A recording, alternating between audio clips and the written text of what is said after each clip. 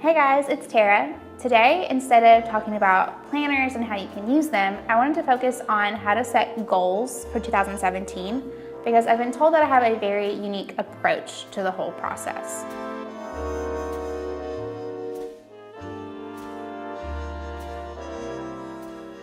So the first thing I really need to say is that I don't do resolutions because I've just found that they are too much pressure, especially when you're considering doing something that you don't already do. You cannot go from 0 to 60 in one day and then keep that up through the whole year. It's a little too unrealistic in my opinion. So instead of doing resolutions, I just do goals. So I choose my goals and I give them loose deadlines. And I say loose deadlines because I've learned that no matter how strict you want to be on a deadline, life can really screw things up sometimes. And so I like to just do a soft deadline so that if I get behind or if I fall off the wagon, it's not just the end of the world and I don't feel like a failure. I choose 2 to 3 goals, and I do this because I feel like anything more than that to keep up with all year is way too overwhelming to wrap my mind around and to keep track of. So I choose 2 to 3. And then after setting those big year goals, I like to set a few different goals every single month, but they do not have to relate to my year goals. And I do this because life changes constantly. You know, one month may have one priority and then the next month that thing isn't a priority at all. So I set different goals every single month and I try to make sure some of them do correlate to my big yearly goals, but then some of them aren't going to relate to it at all. And the way I stay on top of this is at the end of every single month, I sit down and I reflect on the goals and the tasks that I've completed in the month prior. And from there, I reset goals for the next month. So like I said, some of these are related to the year and some of them aren't. So I just kind of reevaluate how well I've done so that I can set my new goals. And that allows me to refocus, recenter, and really see what I'm lacking on and what I need to change.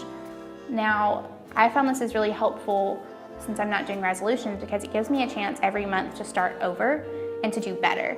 And I feel like with resolutions, that is where we all struggle because we think we have to just go in 100% from day one and stick to it, which is just unreasonable. So the most important thing with all of this goal setting is that there's a place for you to write it down and to have reminders of it. So I like to write my goals pretty much everywhere.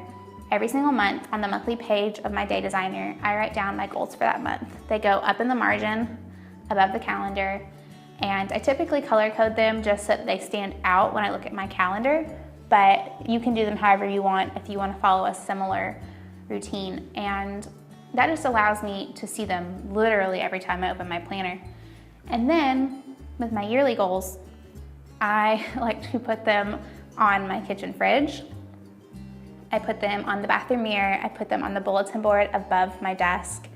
I typically have them in the notes of my phone so that I can just like open that and look at them. And then I also have them in my planner. And I use the day designer, so there are goal setting pages, but that's not something I get to see a lot of. So occasionally throughout the days, I will end up writing my goals down in the margins, and I'll also sometimes put those in the monthly calendar as well, just depending on how much I feel I need to be reminded of them. So now I'm gonna talk about my favorite part of goal setting, and it's literally not about goal setting at all. So every single year when I'm getting ready to set my goals and intentions for the year to come, I like to think about how I want my year to go, how I want it to feel. So I sit down and I think about a word that I'm gonna use to guide my year.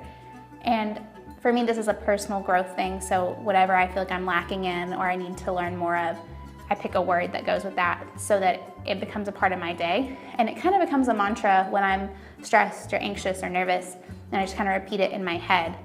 So the past year, my word was courage, because I didn't want to be a scaredy cat about my dreams. And I haven't chosen the word for 2017 yet. I've got a few in rotation, but it's just a really fun activity because it allows me to stop and think, what was I lacking in and how could I push myself to be better?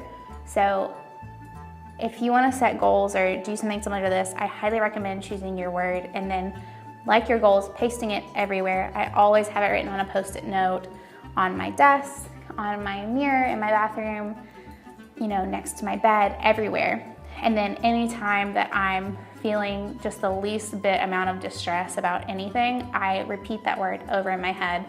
So all year when I was scared or nervous or overwhelmed, I just repeated the word courage to myself. And I think it helps a lot, and it really helps you, I think, stick to your goals. That is pretty much all that I have to say about my goal setting process. I think it's pretty straightforward. Of course, the number one thing is to never get hung up on stuff. So if you mess up, no big deal. You can start again tomorrow.